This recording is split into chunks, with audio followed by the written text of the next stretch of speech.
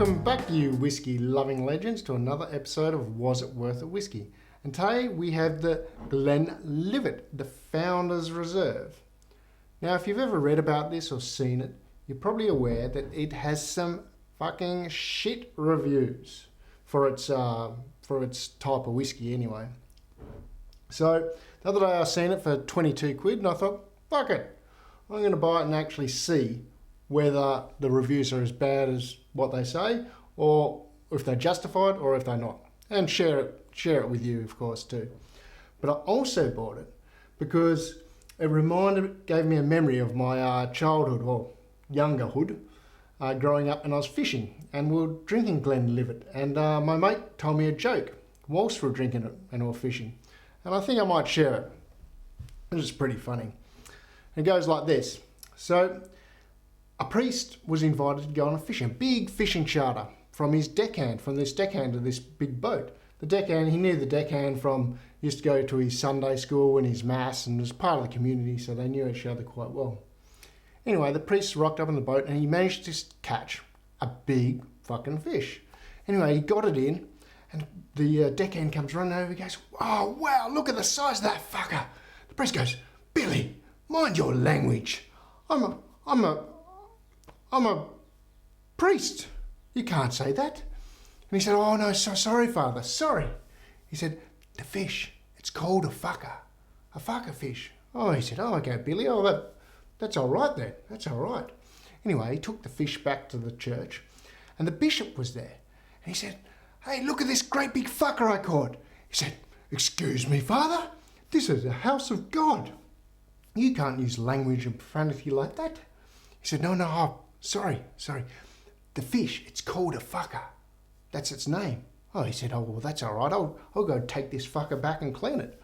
So the bishop went and took the fish, cleaned it all up, and then he seen Mother Superior. He said, "Mother, check out this fucker I've cleaned. Great big fucker I've cleaned." He said, "Oh my God, you can't use language here like that." He said, "Oh, no, it's called a fucker. The fish, it's called a fucker." She said, "Oh, that's excellent." She said, "The Pope's coming over tonight. You give the fish to me, I'll cook it and we'll have it for dinner."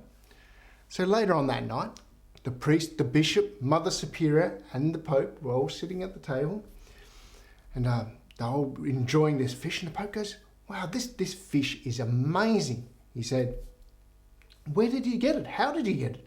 And the priest goes, "Well, sir, I caught the fucker." The bishop goes, "I cleaned the fucker." Mother Superior said, "And I put a little bit of spice on it and then I cooked the fucker." The Pope just shocked, his jaw dropped, and everyone realised what they just said. And there was silence in the room. He looked his head down, he grabbed his whiskey glass, opened his bottle of whiskey, poured a little bit of whiskey in. Still silence in the room. He took a sip, swirled it around, and then this smile grew on his face. He put his foot up, raised his glass, he said, "You know, you cunts are all right." I thought it was funny anyway. Getting back onto the review. So the Glenlivet is 40%, so it's been watered down as far as it can go. It was aged in selected first fill American oak, and it has no age statement, so we don't know how old it is, none of the sort. On the nose we got a vanilla bean, honey, caramel, and this funny little maltness.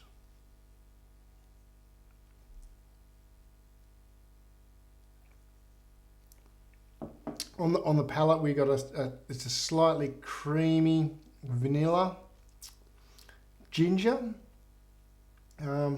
with a hint of spice. Maybe that's the ginger nut or something in it.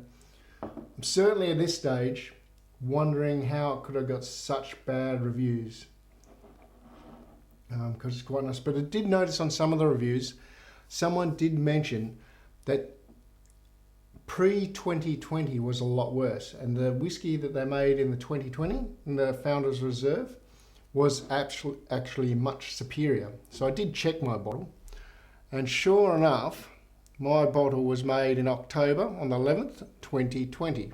So maybe Glenlivet had taken notes of all the bad reviews and have improved their whiskey. But who knows? The finish, I get this light bitterness with the little bullets of fruity sweetness just hitting. By no means a long finish. It's medium to short. But all in all, I really am amazed at the poor reviews that it got.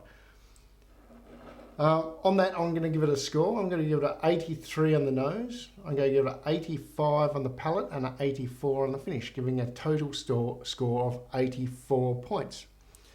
Now, from a was it worth it score, which is more important, like I said, 22 quid, or you can get it for 33, 35 USD or 50 to 60 AUD. So it's probably one of the cheapest single malts on the rack you can get today. And it's always on special.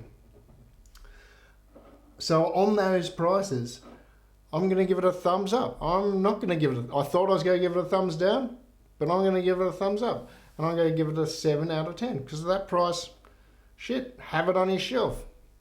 Drink it when you got nothing else. It's not bad. It's not complex. It's not amazing. But it's smooth. It's got some texture. It's not bad. So on that, cheers, drink up, and see you later.